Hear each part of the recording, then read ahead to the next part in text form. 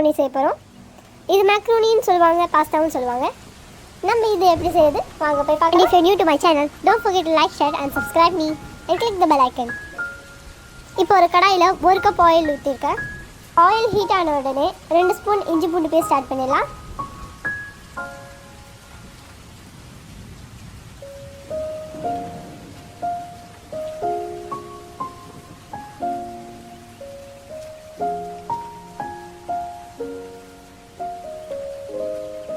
Macaroni வேவறதுக்காக நம்ம இப்போ தண்ணி வச்சுக்கலாம். இந்த ஸ்டேஜில் வந்துட்டு நம்ம டொமேட்டோ பேஸ்ட் ஆட் பண்ணிக்கலாம்.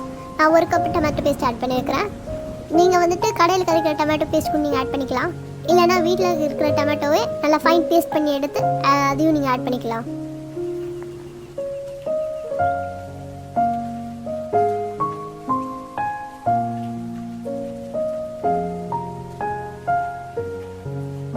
இப்போ நம்ம 2 மேகி கியூப்ஸ் ஆட் பண்ணிடலாம்.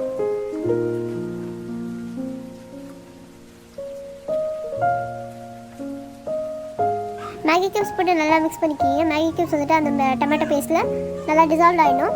அது டிசால்வ் ஆகாமல் இருந்துச்சுன்னா வந்துட்டு அது அப்படியே திடியாக இருந்து அதோட டேஸ்ட் எல்லாம் தனியாக வரும். அது அவ்வளோ நல்லா இருக்காது. ஸோ இது வரைக்கும் நல்லா மிக்ஸ் பண்ணிக்கிங்க.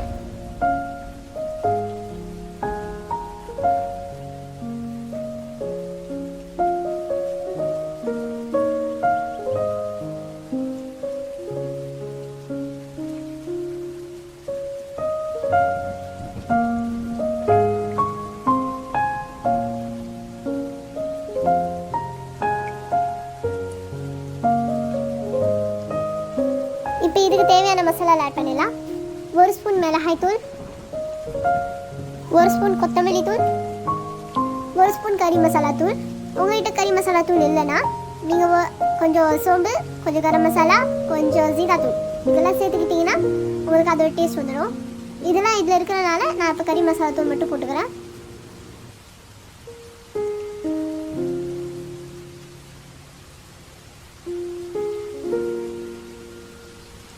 நம்ம இப்போ இங்கே வந்துட்டு பீஃப் ஆட் பண்ணிடலாம்.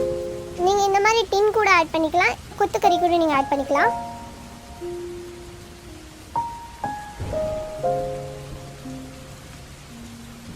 கறியை போட்டு நல்லா மிக்ஸ் பண்ணிக்கிங்க. கறியும் அந்த டொமேட்டோ பேஸ்ட்டும் நல்லா அந்த இதில் நல்லா மிக்ஸ் ஆகிடணும். அண்ட் அந்த கறியோட ஸ்மெல்லும் போயிடணும்.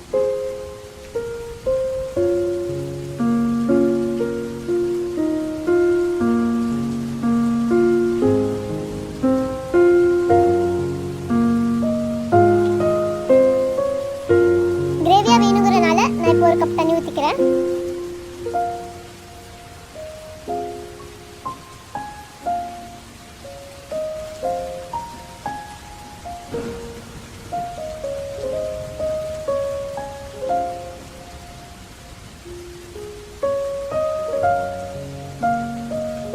இப்போ 1 ஸ்பூன் பெப்பர் போட்டுக்கலாம்.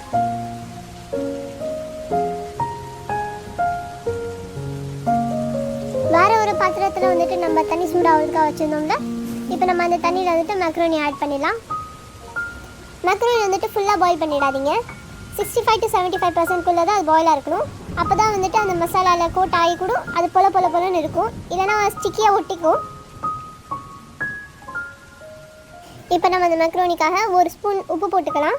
நீங்கள் அந்த மசாலாவில் எவ்வளோ உப்பு போட்டிருக்கீங்களோ அதை தகுந்த மாதிரி போட்டுக்கோங்க.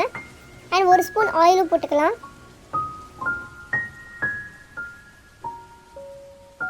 மக்ரோனி வந்துட்டு ஒன்றோட ஒன்றா ஒட்டிக்காமல் இருக்கிறதுக்காக நான் உங்களுக்கு ஒரு டிப் தரேன். நீங்கள் ஃபஸ்ட்டே மக்ரோனி செஞ்சு வச்சிட்டிங்கன்னா அதை வந்துட்டு நீங்கள் 2-3 ஸ்பூன் ஆயில் ஊற்றி மிக்ஸ் பண்ணி வச்சிட்டிங்கன்னா ஒன்றோட ஒன்றா ஒட்டாது, பொலன்னு இருக்கும்.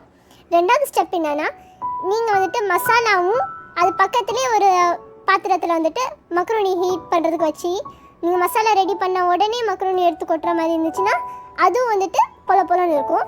இந்த மெத்தடை இப்போ மசாலாவும் மக்ரோனியும் நல்லா கோட் ஆகிற அளவுக்கு நல்லா மிக்ஸ் பண்ணி எடுத்துக்கோங்க.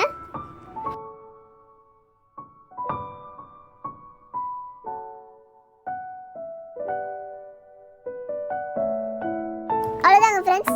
இந்த டிஷ் வந்துட்டு நீங்கள் மார்னிங் பிரேக்ஃபாஸ்ட்டுக்கும் இல்லை நைட் டின்னருக்கும் வேணும்னா நீங்கள் கொஞ்சம் க்ரீம் ஆட் பண்ணிக்கலாம். அதுவும் ரொம்ப டேஸ்டாகும். இந்த டிஷ் நீங்கள் ஒரு டைம் ட்ரை பண்ணி பார்த்தீங்கன்னா திருப்பி செஞ்சு பார்ப்பீங்க. நீங்கள் செய்றீங்களோ இல்லையோ உங்கள் வீட்டில் இருக்கிறவங்க நிச்சயமாக செய்ய சொல்லுவாங்க.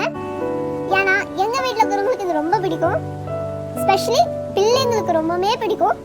ஸோ இது நீங்கள் ட்ரை பண்ணி பார்த்துட்டு எனக்கு கமெண்ட்டில் சொல்லுங்கள். பிடிச்சிருந்துச்சுன்னா லைக் பண்ணுங்கள், ஷேர் பண்ணுங்கள். ரொம்ப ரொம்ப பிடிச்சிருந்துச்சுன்னா சப்ஸ்கிரைப் பண்ணி பக்கத்துக்கு பெல் பட்டனையும் கிளிக் பண்ணிக்கோங்க. உங்களை எல்லாத்தையும் நான் அடுத்த வீடியோவில் பார்க்குறேன். டில் தட் டைம், பை பாய்.